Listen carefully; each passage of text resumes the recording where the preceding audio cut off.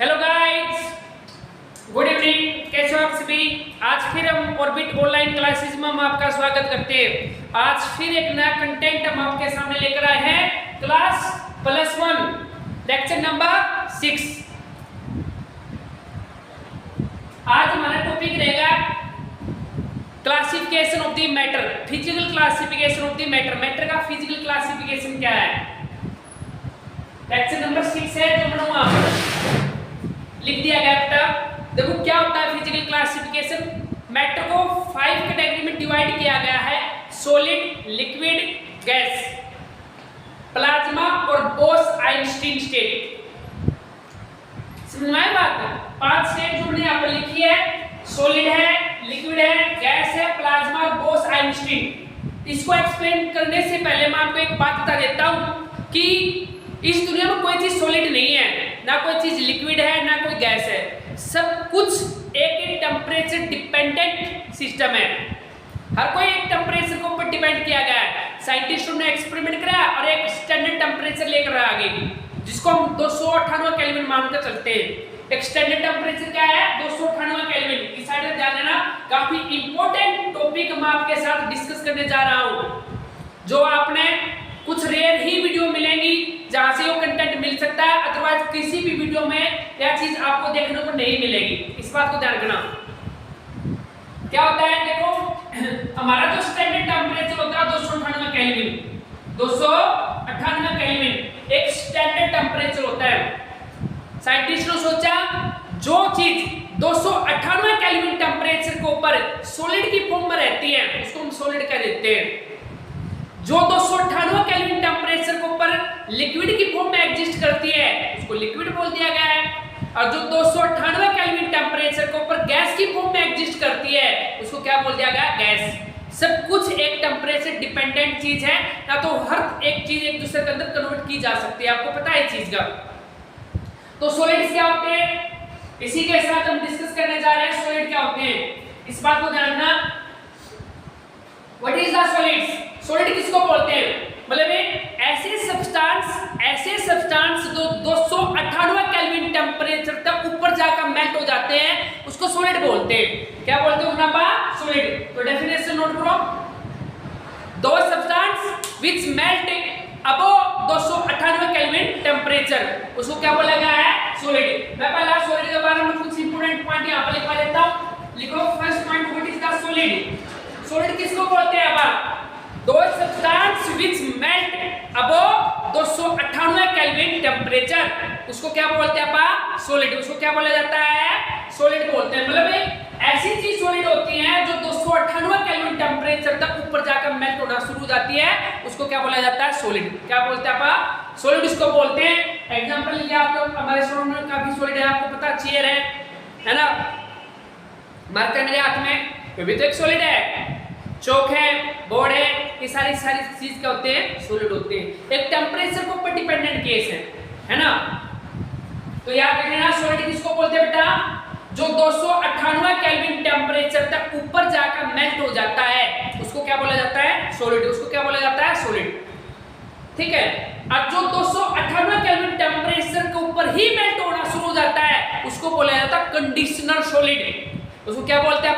Conditioner solid. Those substance which melt at 298 kelvin temperature, जो 298 kelvin temperature के ऊपर ही melt होना शुरू हो जाता है उसको क्या बोला जाता है? Conditioner solids. जो हमारी आइस होती है ना, बर्फ है, जो घरों में हम जमाते हैं, जो बर्फ होती है वो कंडीशनर सॉलिड होती है। आपको ना पता हो तो, क्योंकि बर्फ को 298 केल्विन टेम्परेचर के ऊपर रख दो वो मेल्ट होना शुरू हो जाती है, तो उसको हम क्या बोलते हैं? कंडीशनर सॉलिड की कैटेगरी में उसको रखते हैं। आपने देखा होगा सियाचिन। सियाचिन के अंदर क्या होता है बेटा? हर कोई वहां पर एक कंडीशनर सॉलिड बन जाता है। कैसे? हम घर में भी बना सकते हैं कंडीशनर सॉलिड। आपने मान लिया ककड़ी ली और उसको फ्रीजर के अंदर डाल दिया। ककड़ी ली, उसको फ्रीजर के अंदर डाल दिया। फ्रीजर के अंदर डालने के बाद क्या देखा गया आपने कि उसको डालकर उसको रख के आप भूल गए, कुछ टाइम के बाद आता है तो ककड़ी क्या होती है? पूरी टाइट हो जाती है। ऐसे आप तोड़ने की कोशिश करते हो ना, ब्रिटल हो जाती है वो चीज, वो भी हमारी कंडीशनर सॉलिड ही कहलाती है। उसको हम क्या बोलते हैं? कंडीशनर सॉलिड ही कहते हैं। सियाचिन में आपके एग वगैरह है, जो एग होते हैं वो काफी जम जाते हैं वहां पर, क्योंकि टेम्परेचर काफी कम होता है वहां का, तो ब्रिटल मतलब उसको ऐसे तोड़ते हैं तो ब्रिटल हो जाते हैं, टूट जाते हैं, वो हमारे कंडीशनल सॉलिड के कैटेगरी में ही उनको रखा जाता है। इस बात को नोट कर लेना, ठीक है। दो तरीके सॉलिड मैंने आपको यहाँ पर बताए हैं। एक सॉलिड किसको बोलते हैं अब, जो 298 केल्विन टेम्परेचर तो ऊपर जाकर मेल्ट होना शुरू हो जाते हैं। एक कंडीशनल सॉलिड क्या होते हैं, जो 298 केल्विन टेम्परेचर को ऊपर भी मेल्ट होना शुरू हो जाते हैं, उसको क्या बोलते हैं अब, कंडीशनल सॉलिड। ओके, तो सॉलिड के हमारे पास कुछ प्रॉपर्टी है, सॉलिड के हमारे पास क्या होते हैं, कुछ प्रॉपर्टियां होती हैं जो मैं आपके सामने यहाँ पर डिस्कस करना चाह रहा हूँ। पहली प्रॉपर्टी, सॉलिड के पास डेफिनेट शेप होता है, डेफिनेट वॉल्यूम होती है। तो लिखो एक बार, property of the solid, it have definite shape and definite volume. क्या होता है, it have definite shape and definite volume. Solid का अंदर डेफिनेट शेप पाया जाता है, डेफिनेट वॉल्यूम होते हैं। देखो मेरे पास यो है मार्कर, आपको दिखाई दे रहा है मार्कर है ना, यो एक सॉलिड है, इसको मैं कहीं पर भी रख दूं, ये अपनी शेप को चेंज नहीं कर पा रहा है ना, अपनी शेप को क्या बदल पा रहा है, मतलब डेफिनेट शेप है इसकी। और जहां पर मैं रख दूंगा इसको, वहां पर कुछ स्पेस को ऑक्यूपाई भी करेगा, जितना स्पेस वहां पर रखने पर इसने ऑक्यूपाई किया है, इसको उठा के किसी दूसरे स्पेस पर यदि मैं रखूंगा तब भी उतना ही स्पेस ऑक्यूपाई करता है, मतलब उसकी डेफिनेट चीज होती है। क्यों डेफिनेट होते हैं, क्योंकि सॉलिड छोटे छोटे पार्टिकल से मिलकर बना हुआ होता है ना, इसके पार्टिकल काफी क्लोज होते हैं एक दूसरे के साथ, इसलिए डेफिनेट होती है चीज, है ना। तो लिखो, solid have the definite shape and definite volume because its constituent particles are close with each other due to strong force of attraction. इनके अंदर क्या पाया जाता है, स्ट्रांग फोर्स ऑफ अट्रैक्शन पाया जाता है। पहली प्रॉपर्टी है, देखो मैं यहां पर बना देता हूं, सॉलिड जो होते हैं ना,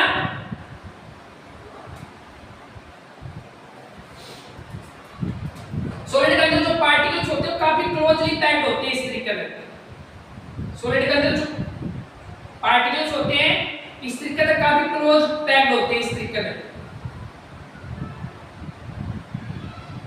ये क्लोजली पैक्ड होते हैं, क्योंकि इन पार्टिकल के बीच में एक इंटर पार्टिकल फोर्स काम करता है।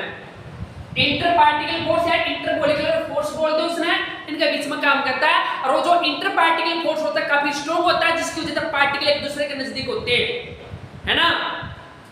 इस बात को ध्यान रखना, इंटर पार्टिकल फोर्स। क्लियर, क्या होता है इंटर पार्टिकल फोर्स, लिखो, it is the force of traction between the particles. It is the force of traction between the particle are called the inter particle force, या बोलते हैं it is the attractive force between the particles. It is the attractive force between the particle. Particle को जो एक दूसरे के नजदीक लाने के लिए जो फोर्स काम करता है, इसी को क्या बोलते हैं, इंटर पार्टिकल फोर्स बोला जाता है। उसको क्या बोला जाता है बेटा, इंटर पार्टिकल फोर्स की कैटेगरी में उसको हम रखते हैं, इस बात को ध्यान रखना, है ना। तो सॉलिड का डेफिनेट शेप, डेफिनेट वॉल्यूम क्यों होते हैं, सॉलिड का अंदर इंटर पार्टिकल फोर्स काफी स्ट्रांग होते हैं, जिसकी वजह से पार्टिकल्स क्या होते हैं, एक दूसरे के नजदीक होते हैं, इसलिए होता है। डायग्राम ने यहां पर बना दिया है इनके पार्टिकल को। दूसरी खास बात क्या होती है सॉलिड के अंदर, solids particle can't move, solid के पार्टिकल्स मूवमेंट नहीं कर सकते but vibrate eight a fix position. Solid के पार्टिकल अपने फिक्स पोजीशन को क्या कर सकते हैं, वाइब्रेट कर सकते हैं, बट मूवमेंट नहीं है। सॉलिड के पार्टिकल अपनी जगह पर ही मूवमेंट करते हैं, किस तरीके से योगा करते हैं बस ऐसे ऐसे करते हैं सॉलिड के पार्टिकल, बट आने जाने के लिए स्वतंत्र नहीं है। मान ले एक जगह से दूसरी जगह पर पार्टिकल की मूवमेंट अलाउड नहीं है सॉलिड के अंदर, क्योंकि स्ट्रांग फोर्स है ना, इस वजह से। दूसरी प्रॉपर्टी है हमारी सॉलिड पार्टिकल्स, दूसरी प्रॉपर्टी क्या लिखा है बेटा, ध्यान रखना, solid particle can't move but vibrate at their fix position. Okay, तीसरी प्रॉपर्टी नोट करो। थर्ड प्रॉपर्टी,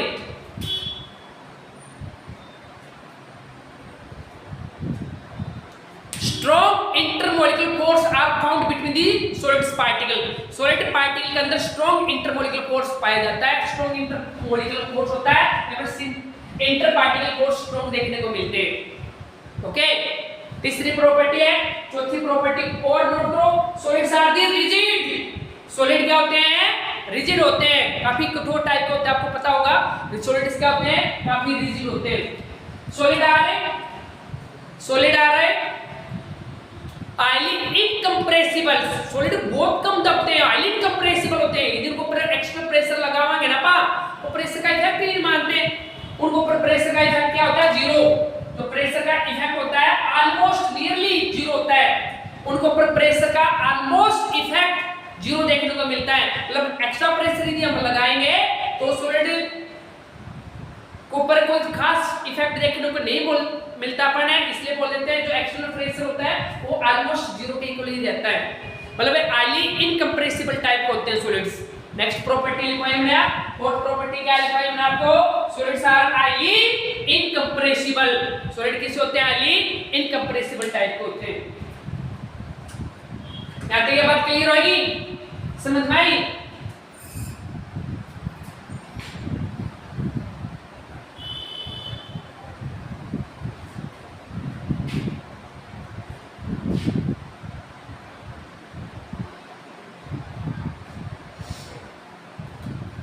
नेक्स्ट टॉपिक हमारा लिक्विड्स। नेक्स्ट टॉपिक क्या है हमारा? लिक्विड्स। देखो यहां पर मैं एक बार डायग्राम बना देता हूं सभी के। ये सॉलिड्स होते हैं जिसके अंदर पार्टिकल्स एक दूसरे के नजदीक होते हैं।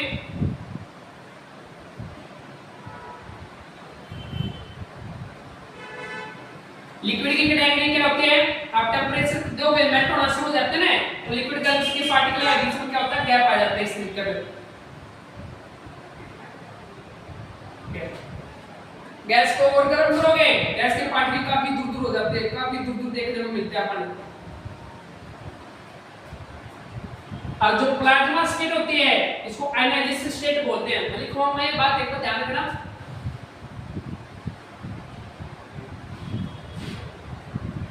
ये हमारा लिक्विड का डायग्राम है और ये हमारा क्या होता है? ये जो डायग्राम यहां पर बनाया है, ये जो डायग्राम बनाया है, गैस के पार्टिकल काफी दूर दूर होते हैं। बट अब बात करें लिक्विड्स क्या होता है।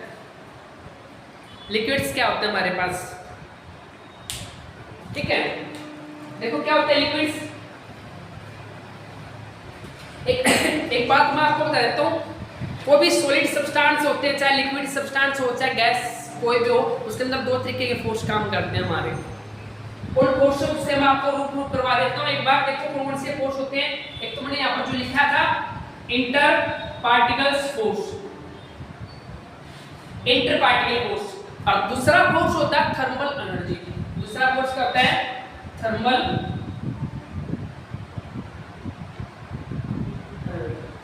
दूसरा फोर्स क्या होता है हमारा? Thermal energy.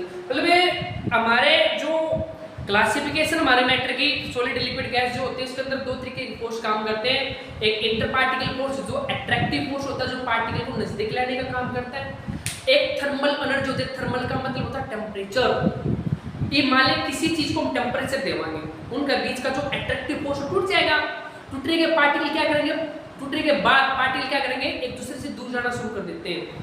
वहां पर जो फोर्स उन पार्टिकल को दूर लेकर जाने की कोशिश कर रहे हैं, उसी फोर्स को हम क्या बोलते हैं? क्या बोला जाता है? Thermal energy. उसी फोर्स को हम क्या बोलते हैं? थर्मल एनर्जी बोलते हैं। इस बात को ध्यान रखना। नोट करो, थर्मल एनर्जी क्या होता है? It is the repulsive force between the particles. It is the repulsive force between the particles are called the thermal energy. इसको हम क्या बोलते हैं? थर्मल एनर्जी बोलते हैं। और यह खास बात होती है, तो यहां पर देखो तीनों में मेन डिफरेंस ये होता है। सॉलिड के अंदर क्या होता है? एक प्रॉपर्टी और लिख सकते हो आप सॉलिड की। सॉलिड के अंदर क्या होता है? ध्यान देना यहां पर कि सॉलिड के अंदर inter particle force is greater than thermal energy. Greater than thermal energy. Inter particle force बहुत ज्यादा होता है सॉलिड के अंदर देन थर्मल एनर्जी के। ओके, ये बात लिक्विड। लिक्विड किसको बोलते हैं आप? क्या होता है लिक्विड्स? लिक्विड क्या होता है? जिसका डेफिनेट शेप नहीं होता बट डेफिनेट वॉल्यूम जरूर होती है। कैसे? मैं आपको बता देता हूं। या फिर कह दो लिक्विड मैटर की वह स्टेट होती है, लिक्विड मैटर की वह स्टेट होती है जिसमें inter particle force nearly equal to the thermal energy gap, उसको लिक्विड बोलते हैं। मतलब the state of the matters, definition note करो लिक्विड की, the state of the matters at which inter particle force nearly equal to the thermal energy, उसको क्या बोलते हैं? लिक्विड स्टेट बोलते हैं आप। मतलब लिक्विड स्टेट में क्या देखने को मिलता है? Inter particle force nearly equal to the thermal energy. Thermal energy का इक्वल होता है, इसको हम क्या बोलते हैं? Liquid state. क्या बोला जाता है इसको? लिक्विड स्टेट की कैटेगरी में इसको रखते हैं यहाँ पर, इस बात को ध्यान रखना, इसको लिक्विड स्टेट बोलते हैं हम। इसको क्या बोला जाता है? Liquid state. इसको क्या बोलते हैं अपन? Liquid state. इस बात को ध्यान रखना। ओके, कुछ प्रॉपर्टी है लिक्विड की। पहली प्रॉपर्टी क्या लिखवाई है? लिखो, the first property of the liquids, it have definite volume but not definite shape. Liquid के पास डेफिनेट शेप नहीं होता है बट डेफिनेट वॉल्यूम जरूर होती है। कैसे?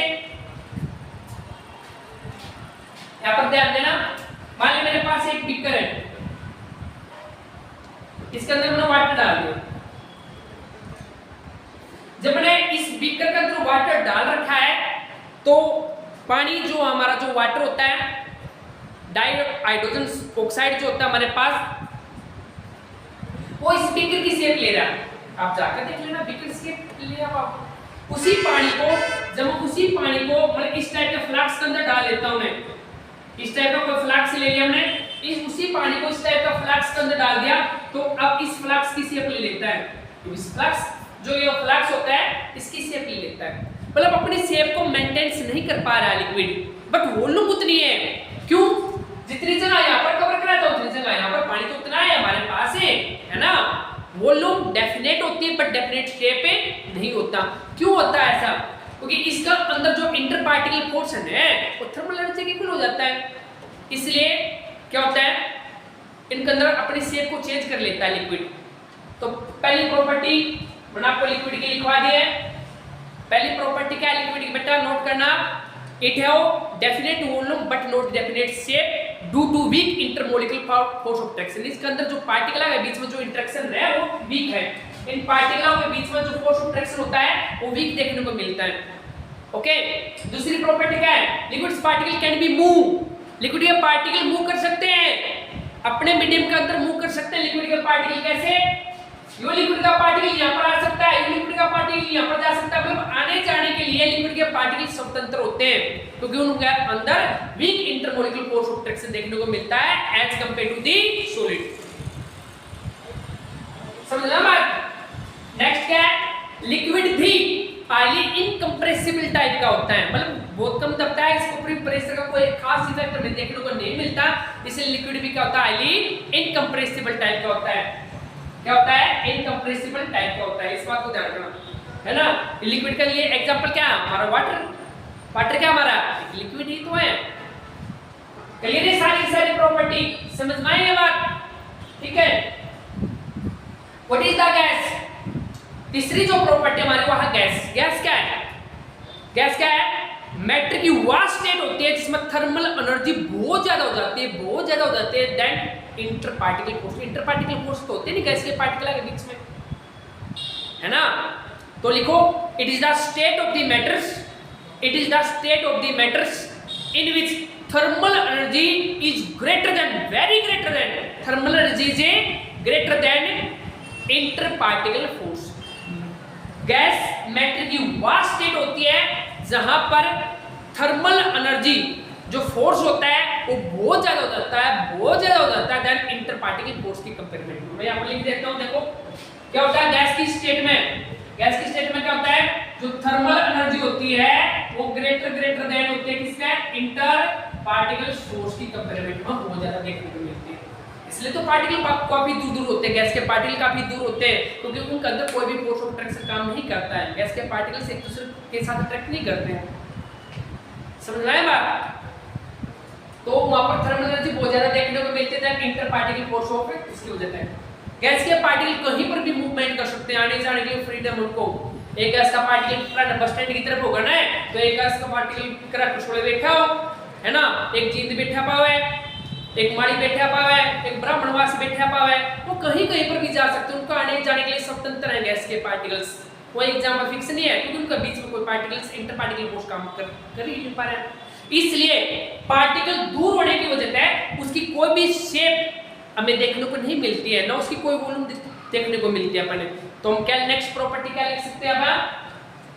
There is a no definite shape and a volume. इसके पास ना तो कोई डेफिनेट शेप होती है ना डेफिनेट वॉल्यूम होते हैं और गैस पार्टिकल्स से मूव एनीवेयर, कहीं पर भी जा सकते हैं, आने जाने के लिए पूरा स्वतंत्र है।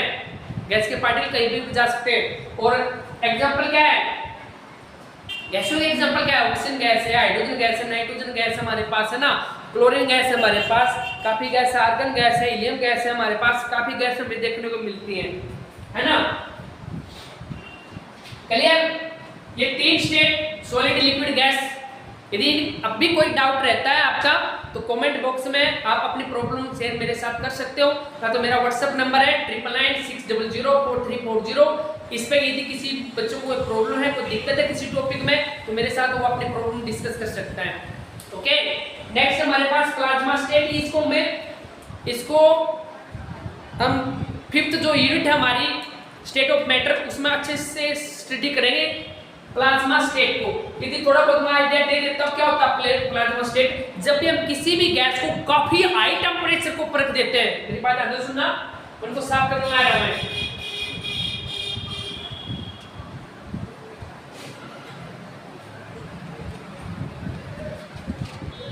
प्लाज्मा स्टेट क्या होते हैं? जब हम किसी भी गैस को काफी हाई टेम्परेचर को परख देते हैं, गैस का अंदर जो एटम होते हैं, उन एटम के अंदर से इलेक्ट्रॉन निकलकर बाहर आ जाते हैं, मतलब गैस आयनाइज हो जाती है, और उसी स्टेट को प्लाज्मा बोला गया है।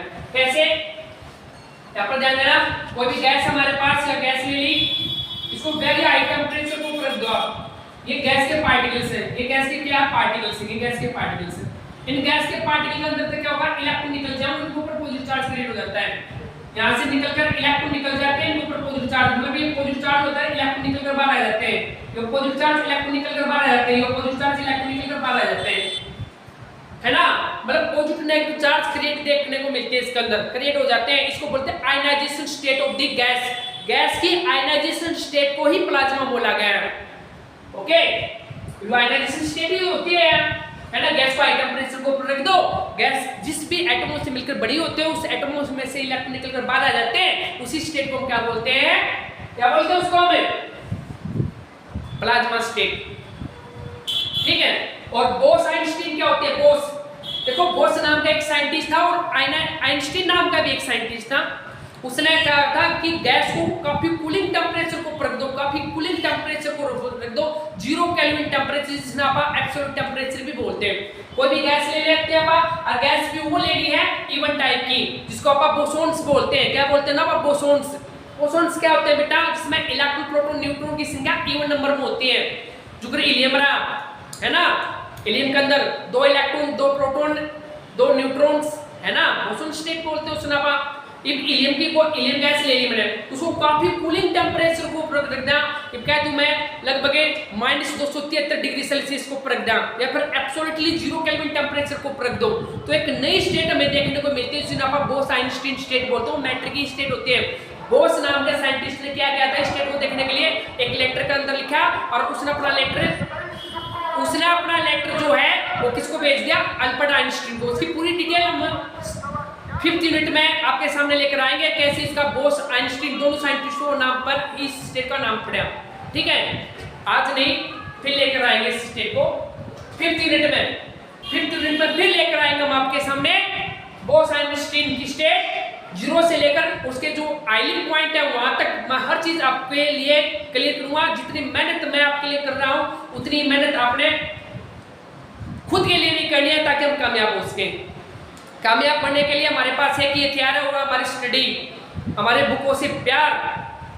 ठीक है, दुनिया साथ छोड़ सकती है, लेकिन बुक एक ऐसे हथियार होते हैं स्टूडेंट के पास, वो कभी धोखा नहीं देती है। आप उनके साथ लगाओ तो करके देखो, एक बार बुकों के साथ लगाओ तो करके देख, बुक आपका साथ कर निभा देती है। इतना तो आपके भगवान भी साथ नहीं निभाएंगे जितना आपकी बुक साथ निभा सकती है। समझ में बात? बुकान आप जो हमारे पास भगवान हो इमेजिनरी टाइप के हो सकते हैं, मान सकते हैं, बट बुक तो आपकी रियल है। आप इसको पढ़ो। जिस दिन इसने आपको पढ़ना शुरू कर दिया, उसको आपको कोई भी ताकत दुनिया की नहीं रोक सकती आपको आपकी मंजिल तक पहुंचने के लिए। इसलिए हमारे पास एक ही हथियार बेटा, स्ट्रगल करना है, अच्छे तरीके से पढ़ना है। ठीक है, अच्छे मार्क्स भी लेकर आनी है, नीट जेई जो भी हमारे पास जो ड्रीम हम लेकर बैठे हैं, ठीक है, जहां तक आपको आई टारगेट पर पहुंचना है, ठीक है, उनको भी क्लियर करना है, ताकि हमारे गुरुजन, आपके माँ बाप, ठीक है, आपकी मेहनत को, आपकी सक्सेस को देखकर एक अंतरात्मा से उनको एक खुशी मिल पाए। इसके लिए आप स्ट्रगल कीजिए। इससे बड़ा कोई प्यार नहीं उनके लिए, इससे बड़ा कोई हथियार भी नहीं है। बोलते हैं ना माँ बाप के लिए अपने बच्चे ही हथियार होते हैं, जिस दिन वो कामयाब हो गए माँ बाप तो वैसे ही कामयाब हो जाते हैं। ठीक है, तो आज के लिए इतना ही काफी है। जय हिंद, जय भारत माता, Vande Mataram. Till then guys, फिर मिलेंगे नेक्स्ट लेक्चर के लिए। Thank you.